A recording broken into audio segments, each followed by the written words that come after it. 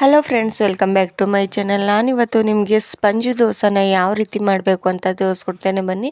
ಮೊದಲಿಗೆ ನಾನಿಲ್ಲಿ ಅಕ್ಕಿ ಹಾಗೂ ಪೋಹೆ ಹಾಗೂ ಸ್ವಲ್ಪ ನಾನಿದ್ರೊಳಗಡೆ ಉದ್ದಿನಬೇಳೆ ಹಾಗೂ ಕಡಲೆಬೇಳೆನ ನೆನೆ ಹಾಕ್ಕೊಂಡಿರೋದು. ಎಷ್ಟೆಲ್ಲ ನೆನೆ ಹಾಕ್ಕೊಂಡಿರೋದು ಅಂತ ಹೇಳ್ತೇನೆ. 4 ಗ್ಲಾಸಷ್ಟು ಅಕ್ಕಿ ಹಾಗೂ 1 ಗ್ಲಾಸಷ್ಟು ಉದ್ದಿನಬೇಳೆ ಹಾಗೂ ಸ್ವಲ್ಪ ಕಡಲೆಬೇಳೆ ಹಾಗೂ 1 ಗ್ಲಾಸಷ್ಟು ಪೋಹೆನ ಹಾಕ್ಕೊಂಡು ಈ ರೀತಿ ರುಬ್ಕೊಂಡು ಬನ್ನಿ ನೈಸಾಗಿ. ಹಿಟ್ಟು ಚೆನ್ನಾಗಿ ರುಬ್ಬಿದ್ರೆ ಈ ಒಂದು ದೋಸೆ ತುಂಬಾ ಚೆನ್ನಾಗಿ ಬರುತ್ತೆ ಸ್ನೇಹಿತರೆ. ಅದಕ್ಕೋಸ್ಕರ ಹಿಟ್ಟಿನ ಮೇಲೆ ಡಿಪೆಂಡ್ ಇರುತ್ತೆ ನೀವು ದೋಸೆ ಯಾವ ರೀತಿ ಮಾಡಬೇಕು ಅಂತ. ಈ ರೀತಿ ನೀವು ಚೆನ್ನಾಗಿ ರುಬ್ಕೊಂಡು ಬನ್ನಿ ಸ್ನೇಹಿತರೆ, ತುಂಬಾ ನೈಸಾಗಿ ಬರಬೇಕು. ಅಲ್ಲಿವರೆಗೂ ಈ ಒಂದು ದೋಸೆ ಹಿಟ್ಟಿನ ಪ್ಯಾಟರ್ನ ತುಂಬ ಚೆನ್ನಾಗಿ ರುಬ್ಕೊಂಡು ಆಗಿದೆ. ಇವಾಗ ನಾನೊಂದು ಪಾತ್ರೆ ಒಳಗಡೆ ಇದನ್ನು ಟ್ರಾನ್ಸ್ಫರ್ ಮಾಡ್ಕೋತಾ ಇರೋದು ನೋಡಿ. ಯಾವ ರೀತಿ ತುಂಬಾ ಚೆನ್ನಾಗಿ ಬೆಣ್ಣೆ ರೀತಿ ಇದನ್ನು ರುಬ್ಕೊಂಡು ಬಂದಿರೋದಾಗಿದೆ.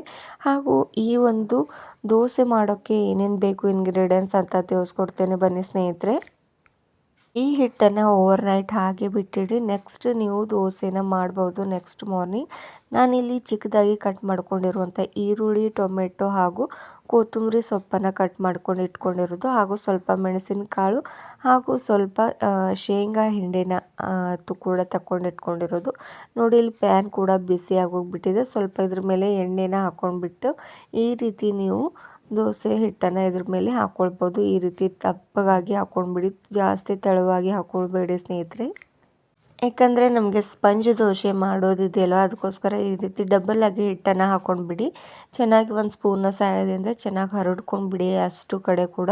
ಆ್ಯಂಡ್ ನೆಕ್ಸ್ಟ್ ಇದ್ರ ಮೇಲೆ ನಾನು ಈ ಕಟ್ ಮಾಡ್ಕೊಂಡಿರುವಂಥ ಈರುಳ್ಳಿ ಹಾಗೂ ಟೊಮೆಟೊ ಆ್ಯಂಡ್ ಕೊತ್ತಂಬರಿ ಸೊಪ್ಪು ಅಷ್ಟು ಇಂಗ್ರೀಡಿಯೆಂಟ್ಸ್ನ ಇದ್ರ ಮೇಲೆ ಸ್ವಲ್ಪವಾಗಿ ಹಾಕೋತಾ ಬನ್ನಿ ಸ್ನೇಹಿತರೆ ಈ ರೀತಿಯಾಗಿ. ಆ್ಯಂಡ್ ಇದನ್ನು ಚೆನ್ನಾಗಿ ಫುಲ್ಲಾಗಿ ಹಾಕ್ಕೊಂಡ್ಬಿಡಿ ಸ್ನೇಹಿತರೆ ವೆಜಿಟೇಬಲ್ಸ್ನ. ಚಿಕ್ಕ ಮಕ್ಕಳಂತೂ ವೆಜಿಟೇಬಲ್ಸ್ ತಿನ್ನೋದಿಲ್ಲ. ಈ ರೀತಿ ನೀವು ಸ್ಪಂಜ್ ದೋಸೆ ಮೇಲೆ ಹಾಕಿಬಿಟ್ಟು ಕೊಟ್ಟರೆ ಸಾಕು, ಅವರು ಕೂಡ ತುಂಬಾ ಇಷ್ಟಪಟ್ಟು ತಿಂತಾ ಇರ್ತಾರೆ.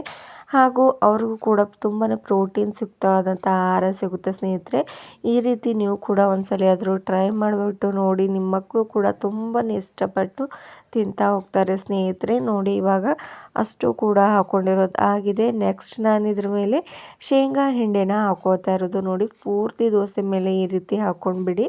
ಹಾಕ್ಕೊಂಡಿದ್ದ ತಕ್ಷಣ ಇದನ್ನು 2 ಮಿನಿಟ್ಸ್ವರೆಗೂ ಗ್ಯಾಸ್ನ ಲೋ ಫ್ಲೇಮಲ್ಲಿ ಇಟ್ಕೊಂಡು ಚೆನ್ನಾಗಿ ಬೇಯೋದಕ್ಕೆ ಹಾಗೆ ಬಿಡಬೇಕಾಗುತ್ತೆ ಸ್ನೇಹಿತರೆ. ತುಂಬಾ ಈಸಿಯಾಗಿ ಮಾಡುವಂಥ ಈ ಒಂದು ಸ್ಪಂಜ್ ದೋಸೆನ ನೀವು ಕೂಡ ಒಂದ್ಸಲ ಆದರೂ ಟ್ರೈ ಮಾಡಿಬಿಟ್ಟು ನೋಡಿ ನಿಮ್ಮ ಮನೆಯಲ್ಲಿ. ಹಾಗೂ ಇದ್ರ ಮೇಲೆ ಸ್ವಲ್ಪ 1 ಸ್ಪೂನಷ್ಟು ಎಣ್ಣೆನ ಆ್ಯಡ್ ಮಾಡ್ಕೊಂಡ್ಬಿಡಿ ಈ ರೀತಿಯಾಗಿ. ನೋಡಿ ಈ ರೀತಿ ಎಣ್ಣೆನ ಆ್ಯಡ್ ಮಾಡ್ಕೊಂಡಿದ್ದ ತಕ್ಷಣ ಸ್ವಲ್ಪ ಮಟ್ಟಿಗೆ ಅದನ್ನು ಗ್ಯಾಸ್ನ ಹೈ ಫ್ಲೇಮಲ್ಲಿ ಇಟ್ಕೊಂಡು ಹಾಗೆ ಲೋ ಫ್ಲೇಮಲ್ಲಿ ಇಟ್ಕೊಂಡ್ಬಿಡಿ. ಆ್ಯಂಡ್ ಈ ಒಂದು ದೋಸೆ ಜಾಸ್ತಿ ಸೀದು ಹೋಗೋದವರೆಗೂ ಇಟ್ಕೊಳ್ಬೇಡಿ ಸ್ನೇಹಿತರೆ. ತುಂಬಾ ವೇಗವಾಗಿ ಇದು ಫ್ರೈ ಆಗೋಗ್ಬಿಡುತ್ತೆ ಸ್ನೇಹಿತರೆ. ಹಾಗೂ ಮಾಡೋ ವಿಧಾನ ಕೂಡ ತುಂಬಾ ಈಸಿಯಾಗಿ, ನೀವು ಏನಾದರೂ ಕ್ರಿಸ್ಪಿಯಾಗಿ ದೋಸೆನ ಮಾಡ್ಕೊಳ್ಬೇಕು ಅಂತಂದರೂ ಕೂಡ ಹಿಟ್ಟನ್ನು ಇದೇ ರೀತಿಯಾಗಿ ನೀವು ನೆನೆ ಹಾಕ್ಕೊಳ್ಬೇಕು ಸ್ನೇಹಿತರೆ. ಕ್ರಿಸ್ಪಿಯಾಗಿ ಕೂಡ ನೀವು ಹಾಕ್ಕೊಳ್ಬೋದು. ನೋಡಿ ಯಾವ ರೀತಿ ಈ ಒಂದು ದೋಸೆ ಹೋಗ್ತಾ ಇದೆ ಅಂತ ಈ ರೀತಿ ಸೈಡ್ಗೆ ಹಾಕ್ಕೊಂಡ್ಬಿಡಿ. ನೋಡಿ ಕಲರ್ ಕೂಡ ಯಾವ ರೀತಿ ಕೆಂಪು ಬಣ್ಣಕ್ಕೆ ಬಂದಿರೋದು ಅಂತ ನೋಡ್ತಾ ಇದ್ದರೆ ಬಾಯಲ್ಲಿ ನೀರು ಬರ್ತಾ ಇರ್ಬೋದು ಸ್ನೇಹಿತರೆ. ಈ ರೀತಿ ಸ್ಪಂಜ್ ದೋಸೆನ ಮಾಡಿಬಿಟ್ಟು ನೀವು ಕೂಡ ಟೇಸ್ಟ್ ಮಾಡಿ ನೋಡಿ. ಹಾಗೂ ನಿಮಗೂ ಕೂಡ ಇವತ್ತಿನೊಂದು ರೆಸಿಪಿ ಇಷ್ಟವಾಗಿದೆ ಅಂತ ತಿಳ್ಕೊತೇನೆ ಸ್ನೇಹಿತರೆ. ಇಷ್ಟವಾದರೆ ಲೈಕ್ ಆ್ಯಂಡ್ ಶೇರ್ ಮಾಡಿ, ಹಾಗೂ ಸಬ್ಸ್ಕ್ರೈಬ್ ಮಾಡ್ಕೋದೆ ನೋಡ್ತಿದ್ರೆ ನೀವು ಕೂಡ ಸಬ್ಸ್ಕ್ರೈಬ್ ಮಾಡ್ಕೊಳ್ಳಿ ಸ್ನೇಹಿತರೆ. ಈ ನನ್ನ ಒಂದು ಚಾನಲ್ಗೆ ಫಸ್ಟ್ ಬಾರಿಗೆ ನೀವು ಕೂಡ ವಿಸಿಟ್ ಮಾಡ್ತಾ ಇದ್ರೆ ಸ್ನೇಹಿತರೆ, ನಿಮಗೂ ಕೂಡ ಧನ್ಯವಾದಗಳು. ಹಾಗೂ ನಿಮ್ಮ ಫ್ಯಾಮಿಲಿ ಆ್ಯಂಡ್ ಫ್ರೆಂಡ್ಸ್ಗೂ ಕೂಡ ಈ ಒಂದು ಸ್ಪಂಜ್ ದೋಸೆನ ಇಷ್ಟ ಇದ್ದರೆ ಶೇರ್ ಮಾಡ್ಕೊಂಡ್ಬಿಡಿ. ನೋಡಿ ಇವಾಗ ಈ ಒಂದು ದೋಸೆ ಆಗಿದೆ ಆ್ಯಂಡ್ ಇದನ್ನು ನೀವು ಸರ್ವ್ ಮಾಡ್ಕೊಳ್ಬೋದು. ತುಂಬಾ ಈಸಿಯಾಗಿ ಮಾಡುವಂಥ ಈ ಒಂದು ಸ್ಪಂಜ್ ದೋಸೆನ ನೀವು ಕೂಡ ಇಷ್ಟಪಟ್ಟು ತಿಂದು ಹಾಗೂ ಚೆನ್ನಾಗಾಗಿದ್ದರೆ ನನಗೆ ಕಮೆಂಟ್ ಮಾಡೋದು ಮರಿಬೇಡಿ. ಥ್ಯಾಂಕ್ ಯು ಸ್ನೇಹಿತರೆ ಈ ಒಂದು ವಿಡಿಯೋನ ಪೂರ್ತಿಯಾಗಿ ವೀಕ್ಷಣೆ ಮಾಡಿದ್ದಕ್ಕಾಗಿ.